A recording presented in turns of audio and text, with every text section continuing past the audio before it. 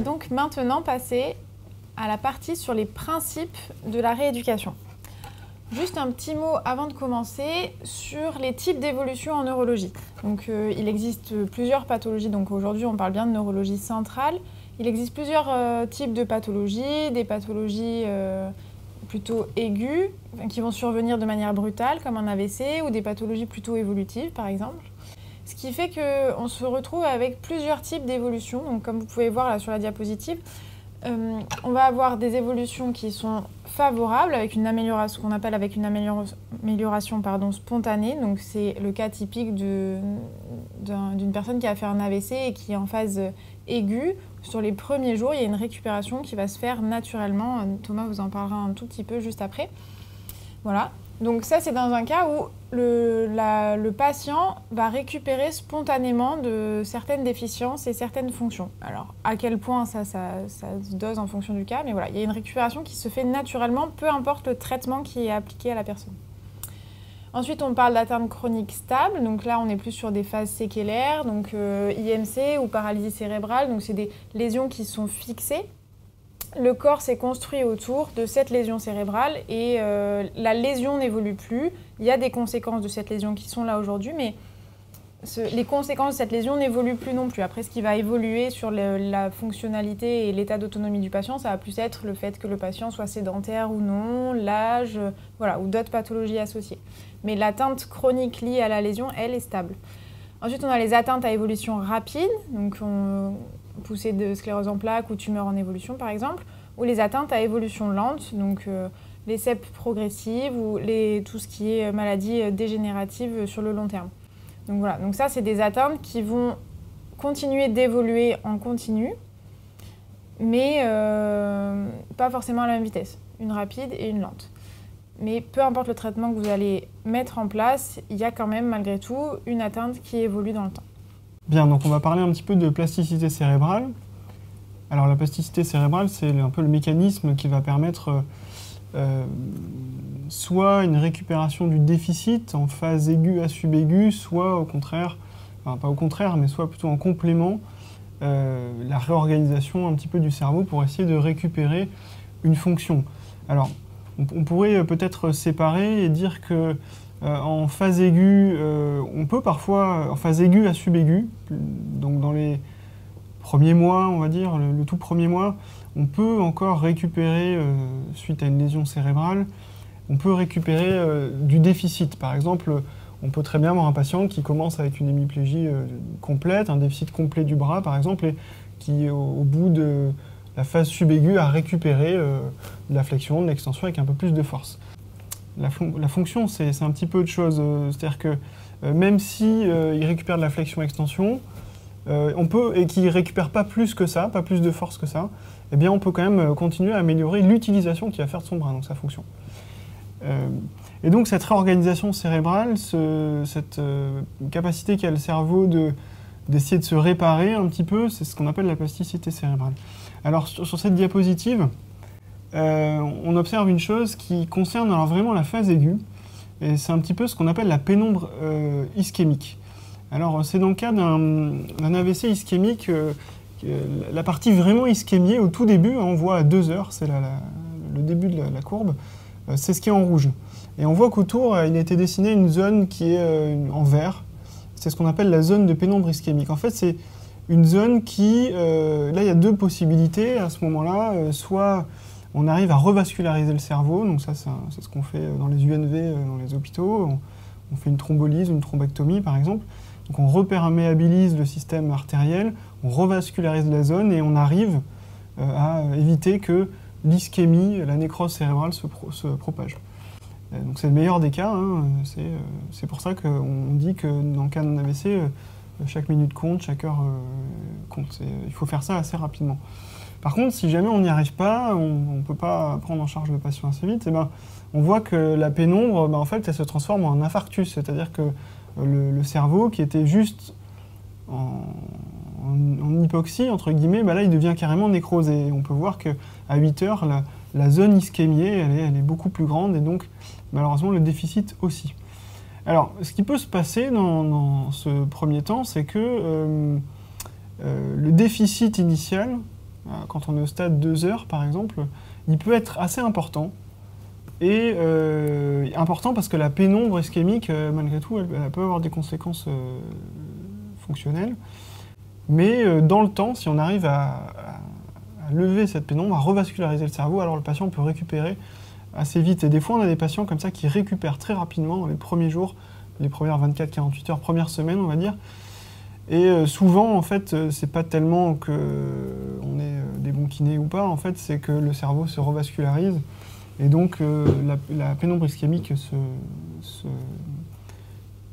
se lève et le cerveau est bien revascularisé. Donc ça, c'est une première chose, mais ça, c'est pas tout à fait encore la plasticité cérébrale. Donc. Oui, pardon. Je voulais dire, là, on fait bien l'association sur la récupération lésionnelle. Donc, ce que vient de vous dire Thomas, c'est que là, à 2 heures, par exemple, sur la zone rouge, à 2 heures, votre patient, vous pouvez le trouver avec le même déficit que celui à 8 heures, à J1 par exemple. Sauf que très rapidement, mais votre patient qui est à 2 heures, qui a été pris en charge plutôt à 2 heures, va pouvoir récupérer rapidement parce que tout ce qui est en vert sur le schéma, c'est plus une zone de souffrance, alors que la zone rouge, c'est une zone de nécrose, de mort cellulaire. Et cette zone de mort cellulaire s'étend progressivement, alors que la zone de pénombre, ce n'est qu'une zone, pour le moment, au début, de souffrance. Pour ça, ce que Thomas vous disait, c'est très important, dans le cadre d'un accident vasculaire cérébral, de prendre en charge le plus rapidement possible. Voilà, mais donc là, on est bien sur on peut vraiment utiliser le terme de récupération au sens propre du terme, dans le sens où le cerveau récupère de la lésion parce que cette zone de souffrance, on a su lever ce qui la mettait en souffrance et petit à petit, elle récupère. Donc, dans les premiers jours, premières semaines, voire premiers mois, on peut parler de récupération lésionnelle, de récupération du cerveau, vraiment. Ce qu'on va différencier de la récupération fonctionnelle que Thomas va vous expliquer de suite. Donc en phase subaiguë à chronique, donc là, ce qui est lésé est lésé. Donc le cerveau, la partie nécrosée, on ne va pas raconter d'histoire, ça ne va pas repousser. Le cerveau, il y a une cicatrice, il y a une lésion, et ça ne va pas revenir.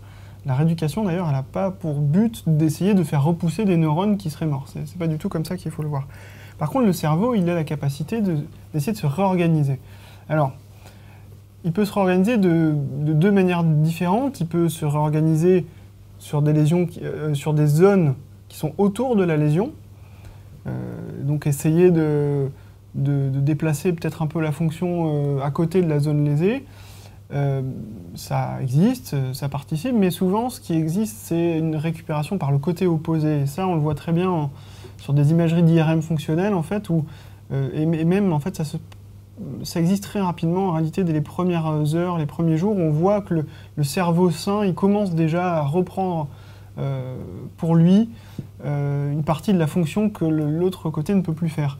Donc, le cerveau va se réorganiser et en essayant de soit directement à côté, soit plutôt de l'autre côté. Alors, il y a des choses qui récupèrent quand même mieux que d'autres. Ce qui récupère le moins bien en neurologie, c'est finalement toujours ce qui est le moins redondant. Par exemple, si vous faites un trou dans l'aire motrice primaire, ça va avoir du mal à se compenser. Parce que alors l'autre côté peut faire un peu avec la voie pyramidale directe, on en avait parlé. Ce qui récupère parfois un peu mieux, c'est les fonctions cognitives, à condition que le dégât ne soit pas trop important. Il y a les capacités de récupération par des aires plus antérieures, plus postérieures, ou de l'autre côté, c'est peut-être un peu plus facile. Donc, ce qui est sûr, c'est qu'un patient hémiplégique à 6 mois, 1 an, il ne va pas ne plus être hémiplégique. C'est pas vrai. Il ne faut jamais dire que ça n'existe jamais, parce qu'on a parfois des surprises, mais de manière générale, c'est pas vraiment comme ça que ça se passe. Alors que les troubles cognitifs, des fois, ça peut s'améliorer un peu plus tard, à condition que le déficit ne soit pas trop étendu. Alors, comment fait le cerveau? Une des possibilités, c'est ce qu'on voit ici, c'est le sprouting, alors, en anglais. Donc sprouting, on voit le neurone du dessus qui a été lésé, et en fait celui qui est à côté, il va essayer en développant des branches latérales de prendre la fonction à sa charge. Alors qu'est-ce qui influence la plasticité cérébrale? Et ben en fait, bon, déjà, c'est l'état général du cerveau. Évidemment, plus le cerveau est abîmé et plus ça va être difficile de récupérer quelque chose. Et en général, ce que le cerveau n'aime pas du tout, c'est les lésions bilatérales. Ça grève beaucoup le pronostic fonctionnel. Mais ce qui va aider, finalement, c'est la répétition. Et c'est comme... en fait, de la plasticité cérébrale, on en fait tous.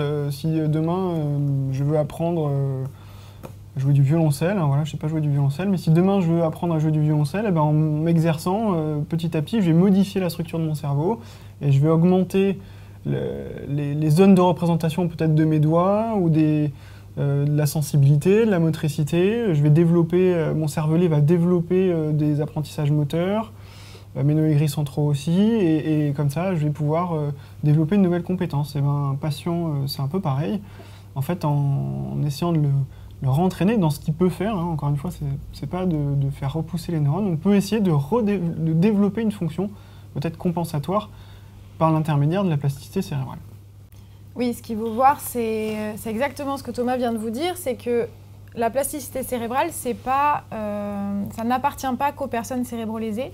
Et il faut vraiment que vous voyez votre patient, on va y venir là, mais dans votre rééducation, l'objectif, c'est de lui faire apprendre de nouveaux schémas moteurs et de lui faire apprendre des choses qu'il ne connaît plus aujourd'hui, qu'il a connues auparavant, avant sa lésion probablement, mais qu'il ne connaît plus aujourd'hui. Comme Thomas qui apprend du violoncelle, votre patient, vous lui apprenez à marcher.